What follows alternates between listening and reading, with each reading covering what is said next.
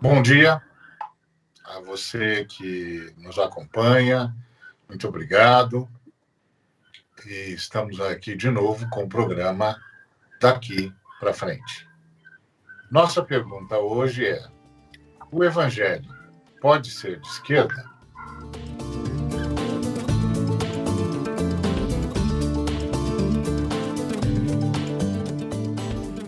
O apóstolo Paulo disse aos romanos para eles não se conformarem com o mundo, mas renovarem-se, transformarem-se pela renovação da sua mente.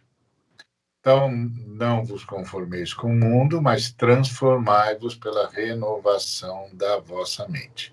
Essa é a fala paulina em Romanos, capítulo 12. E o apóstolo estava falando a um povo que estava em Roma, portanto, no coração do Império Romano. E o mundo, naquela época, era o Império Romano.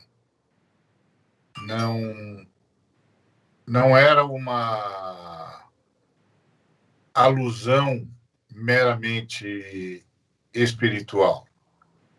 Era o Império Romano, o mundo que se espalhou, o Império que saindo de Roma, se espalhou pelo mundo todo e assumiu o controle de boa parte do mundo conhecido. E a desculpa que os romanos usavam para isso é que eles estavam estabelecendo a paz, a chamada paz romana. Mas, de verdade, o que eles estavam fazendo era mera opressão. Nem mais, nem menos, além de opressão. E, claro, eles tinham toda uma lógica de pensamento para sustentar a sua violência, a sua opressão, o seu domínio. E Paulo agora está falando com uma igreja que nasce em solo romano, que nasce em Roma. E aí o Paulo está dizendo aos romanos que eles têm de parar de pensar como romanos. Eles têm de parar de apoiar o Império Romano e mudar as categorias de pensamento para, de fato, poderem ser cidadãos e cidadãs do governo de Deus, do reino de Deus, do reino de Cristo. Então, vocês precisam ser transformados pela renovação do entendimento de vocês. As categorias de vocês têm de mudar, ou seja, parem de pensar como romanos. Vocês agora estão na oposição. Vocês são opostos ao Império Romano, vocês não podem mais dar sustentação ao Império Romano. Essa é a lógica paulina na carta de Paulo aos apóstolos. E isso era bastante forte e era sentido por todas as pessoas, não só os cristãos. Vocês se lembram da passagem em Atos dos Apóstolos, quando um grupo de pessoas vai prender Paulo e Silas e não os encontram mais e prendem Jason, que os havia hospedado. E aí, qual era a acusação que eles tinham contra Jason? Porque eles pedem a prisão de Jason. A acusação é de que Jason tinha hospedado aqueles que têm transtornado o mundo. E por que eles eram acusados de ter transtornado o mundo? E a resposta está na própria acusação. E a acusação dizia: eles têm anunciado que há um outro rei e que o nome dele é Jesus. Ou seja, era uma coisa ligada diretamente à questão do império, a quem devemos servir, a quem devemos adorar. Os romanos aprenderam a servir e a adorar o imperador. O imperador era Deus. Agora, os discípulos de Jesus estão dizendo que há um outro rei. E não só um outro rei, que é um outro Deus. E que o nome dele é Jesus. Na verdade, é o único Deus. Jesus, que é a manifestação da Trindade, que é o Deus criador e manifestação e mantenedor do universo. Então, onde os cristãos estavam agora? Bom, se fosse usar a linguagem de hoje, os cristãos, naquele tempo, que estavam em Roma e que estavam em todo o Império Romano, agora estavam à esquerda, porque estavam contra o Império Romano, estavam contra a lógica do Império Romano. E a lógica do Império Romano era uma lógica de opressão e de idolatria. Então, os apóstolos ensinaram os cristãos a serem contra o Império Romano, tanto na sua idolatria ao imperador, quanto na sua opressão a todos os demais povos. Então, sim, olhando desse ponto de vista, a gente pode dizer, sem medo de errar, que sim, os evangélicos podem ser de esquerda. Essa é a questão que está posta. Você tem mais exemplos disso, William? Bom dia, Ari, bom dia, Davi, bom dia a todos e todas que nos acompanham aqui pela rede TVT. Privilégio, um prazer mais uma vez estar conversando com vocês. Temos sim, né, Ari, vários, se olharmos aí para a história, para tentarmos ver exemplos de cristãos que se colocaram na oposição dos poderes ou se tentaram alinhar em algumas coisas como hoje entendemos que estaria à esquerda, podemos encontrar sim. A gente pode olhar, encontrar, por exemplo, Dietrich Bonhoeffer, que estava à esquerda do nazismo. Nós podemos olhar para os Estados Unidos e encontrar ali o pastor Martin Luther King Jr., que estava à esquerda, sendo inclusive acusado por muitos daqueles que se dizem cristãos de comunista, de esquerdista, esquerdopata e tudo mais. São homens, entre outros, que nós podemos encontrar até na história recente, que estão aí se colocando naquilo que hoje entendemos ser de esquerda e tentando passar a compreensão, olhando para a história, né, do que seria a esquerda. A gente tentando sempre lembrar que quando falamos de esquerda, nós estamos tratando dessa definição que surge no momento da Revolução Francesa, lá em 1789, naquela Assembleia dos Estados Gerais, em que os partidários do rei ficavam à direita e os partidários do povo, dos revolucionários, dos reformadores, ficavam à esquerda. E o princípio que a gente quer trazer também é que essa dia de direita e esquerda surge para ajudar a definir percepções políticas, de visões de mundo bem diferentes entre si, e que estão aí até hoje. E que isso não é uma luta do bem contra o mal no sentido de a direita de Deus, esquerda do diabo e vice-versa. Não. O que nós estamos propondo aqui é que nós devemos olhar sempre o contexto atual. Uma coisa pode ser, sim, se posicionando a favor da Trindade de Deus, e sim, aí existem projetos humanos que podem favorecer o diabo.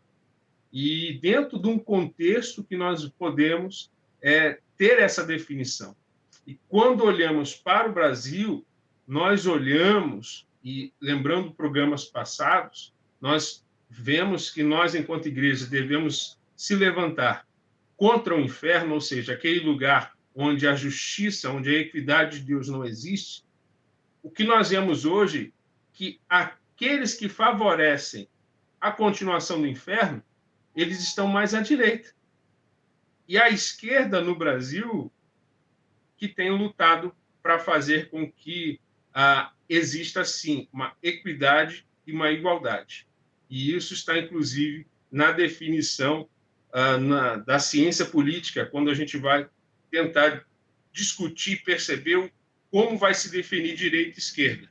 Que enquanto a direita ela vai priorizar o que eles chamam de liberdade, a esquerda vai priorizar aquilo que se chama de igualdade.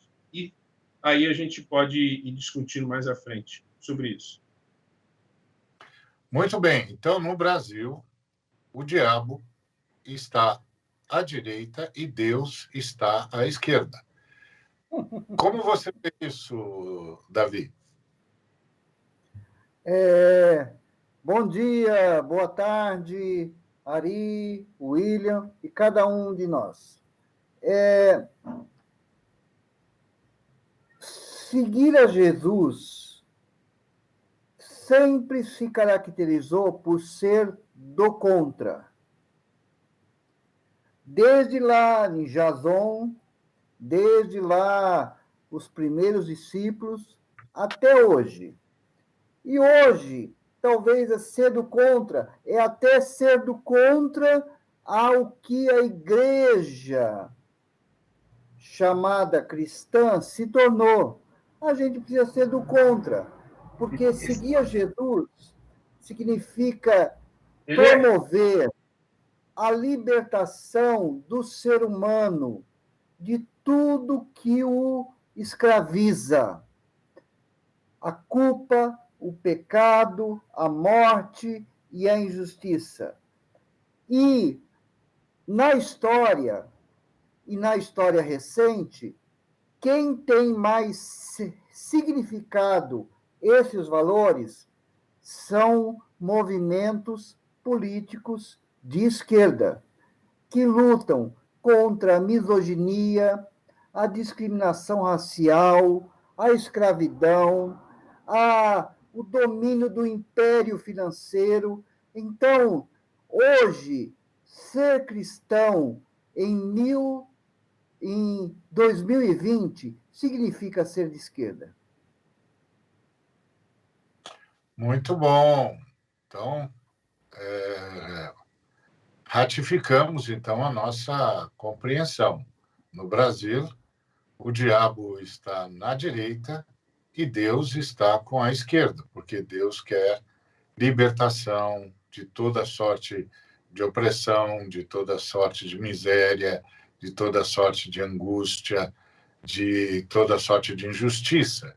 E nós temos sido marcados por essa injustiça.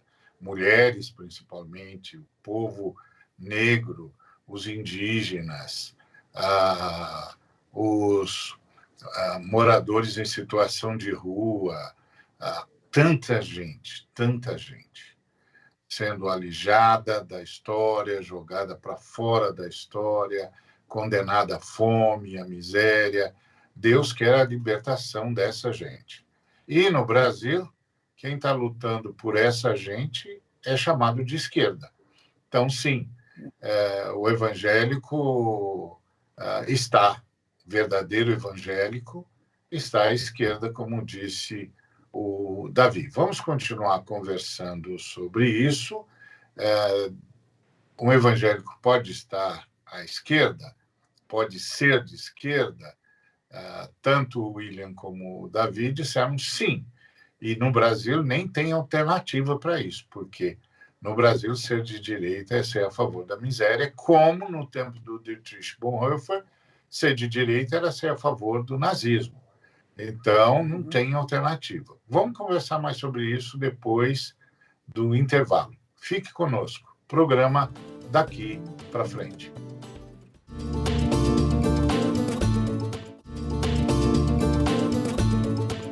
Olá, estamos de volta. Programa Daqui para Frente. Nossa pergunta hoje é: um evangélico, uma evangélica, pode ser de esquerda? A gente começou falando sobre a palavra paulina pela transformação. Não vos conformeis com este mundo, mas transformai-vos pela renovação do vosso entendimento. Está lá em Romanos, capítulo 12, versículo 2. E lembramos que Paulo estava falando aos irmãos e irmãs que tinham fundado a Igreja de Cristo em Roma, capital do Império, e que eles estavam dizendo, então, aos irmãos de Roma que eles não podiam pensar como o Império Romano. Ou seja, eles tinham de ir para o lado do governo de Cristo, e o governo de Cristo, o reino de Deus, se opunha veementemente ao Império Romano e a tudo o que ele significava. Se fosse hoje, com a visão que se tem de esquerda e de direita, nós diríamos que o Império Romano era a direita e a Igreja era a esquerda. William, o que mais você pode dizer sobre isso? Bom, a gente pode aprofundar um pouco mais a esse respeito, no sentido de tentar observar o que hoje tanto a filosofia quanto a ciência política descreve o que é esquerda e direita. Dois nomes hoje são bem apreciados nesse sentido. Um deles é o cientista político italiano, o Norberto Bobbio, que ele diz que a diferença entre direita e esquerda está em que, enquanto a direita ela prioriza a liberdade, a esquerda ela vai priorizar a igualdade. O outro nome é um filósofo conservador inglês chamado Roger Scruton, que ele diz que a diferença entre direita e esquerda está na forma como elas veem a desigualdade. Enquanto a direita ela vê a desigualdade como algo natural, no sentido de não ter uma solução, a esquerda ela vê algo que não deve ser aceito, porque a esquerda percebe como uma questão social. Então, sendo uma degeneração, podemos até assim chamar, social, ela então não pode ser aceita e, sendo assim, ela deve ser combatida.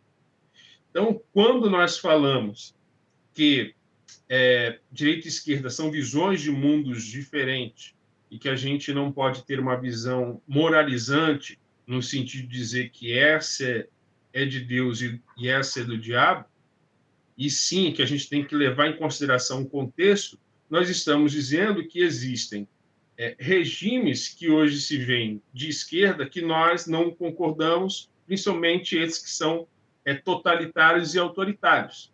Nós não enxergamos eles como algo que provém de Deus ou que nós apoiamos. Como existem também lugares em que o regime é de direita e também são totalitários e autoritários. E, com certeza, esses lugares nós também não apoiamos. E países como o Brasil, em que a desigualdade é tão gritante, é tão perniciosa, é tão maligna, que não existe uma possibilidade de nós lutarmos por uma liberdade que não existe. Como podemos falar em liberdade? Como podemos achar algo natural com o histórico que temos enquanto nação, em que pouco mais de 100 anos, muitos de nossos avós eram escravos, por exemplo. Então, não tem como aceitarmos e acharmos isso natural, acharmos que existe sim uma liberdade de condições aqui e que vamos simplesmente pela meritocracia conseguir pelos nossos próprios esforços o bem comum, aliás, o nosso próprio benefício. Isso não existe, nós temos que ter sempre um olhar social para a comunidade, e quem luta por isso no Brasil, como nós estamos falando, e lembrando sempre que aquilo que é esquerda aqui, por exemplo, nos Estados Unidos, não é esquerda. E na Europa, para os Estados Unidos, bom, cada lugar existe uma diferença do que é direita e do que é esquerda, daquilo que se aproxima do que nós pensamos e achamos o que é direita e esquerda. Muito bom. A gente está vendo uma eclosão no mundo, uma luta por justiça num mundo cada vez mais segregacionista por causa do capital. Tem uma grande concentração de rendas, 1% da humanidade detém mais dinheiro, mais possibilidades do que 99% restantes. Isso. Ari, Oi. Um outro ponto que é interessante a gente lembrar também da questão do apartheid. Pois é. Então, o apartheid era de direita.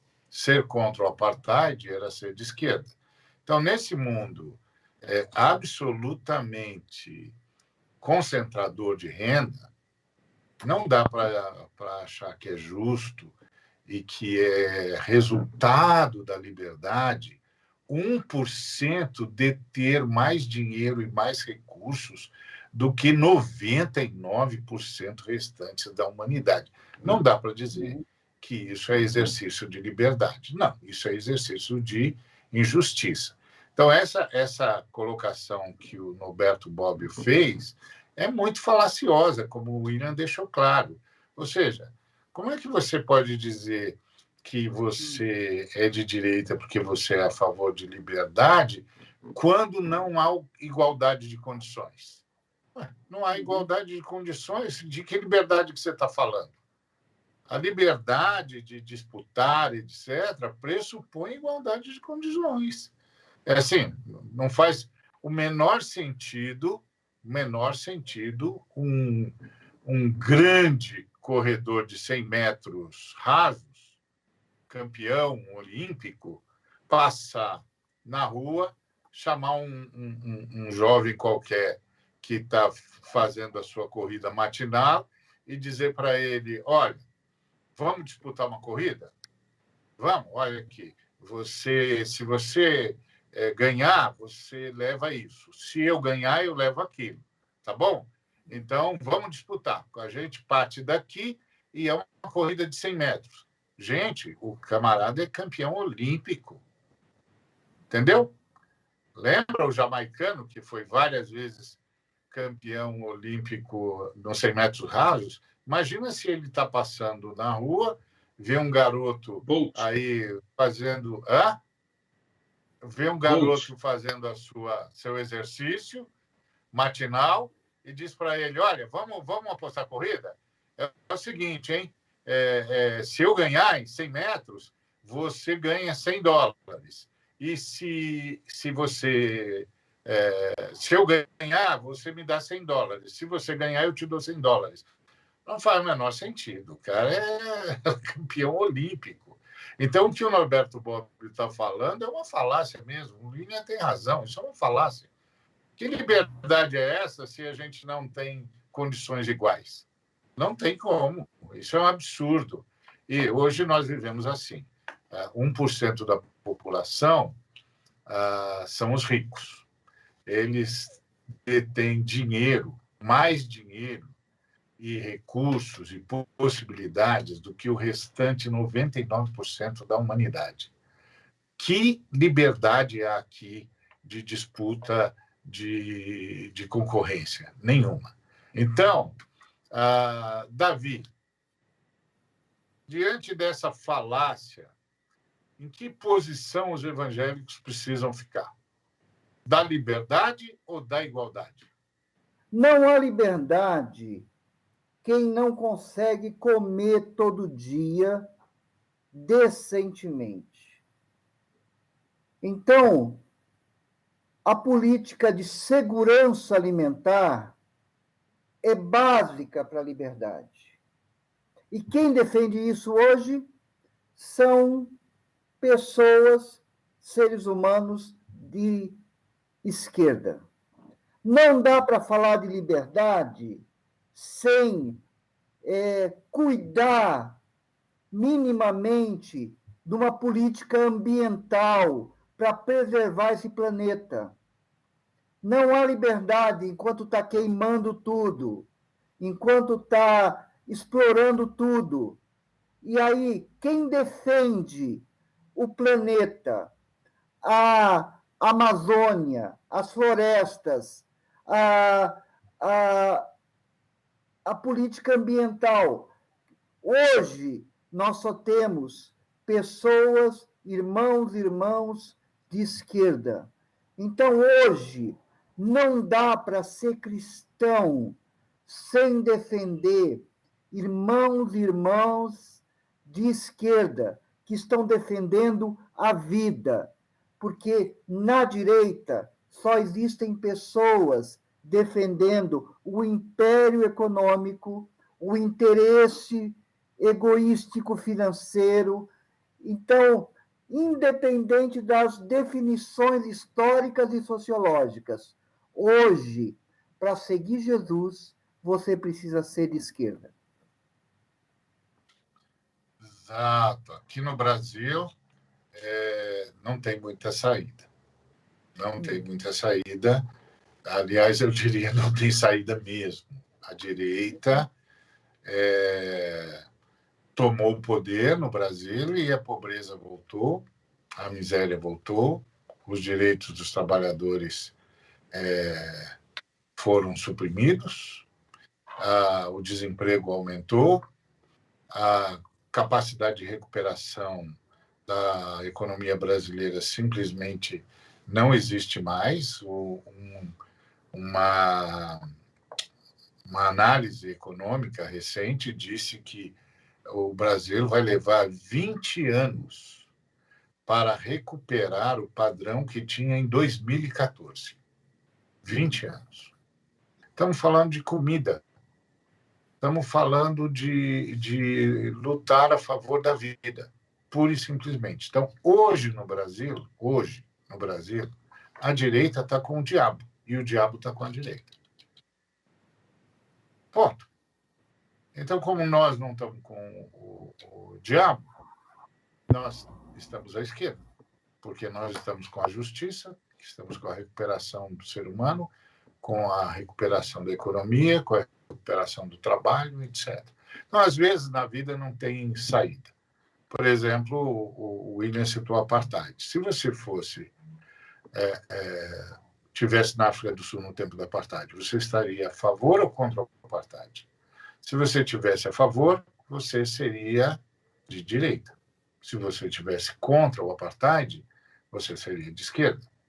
Se você tivesse na Alemanha nazista, como estava o Dietrich Bonhoeffer, como o William citou, se você tivesse a favor do Hitler, você estaria na direita. Se você estivesse a favor da vida, você estaria com o Dietrich Bonhoeffer na esquerda. Não tem hora que não tem saída. Isso é comigo e com você. As eleições estão aí, você tem de escolher, eu tenho de escolher. Então, você que sabe. Você vai ficar do lado da fome, do lado da miséria? Você vai ficar do lado do desemprego? Você vai ficar do lado do fim da soberania nacional? Você vai ficar de que lado? Não tem saída. Você tem de ficar do lado dos empobrecidos, dos marginalizados, dos injustiçados. Isso coloca você na esquerda. Você vai para a urna, indevassável, e lá você decide. Aliás, de agora em diante, é comigo e com você, daqui para frente.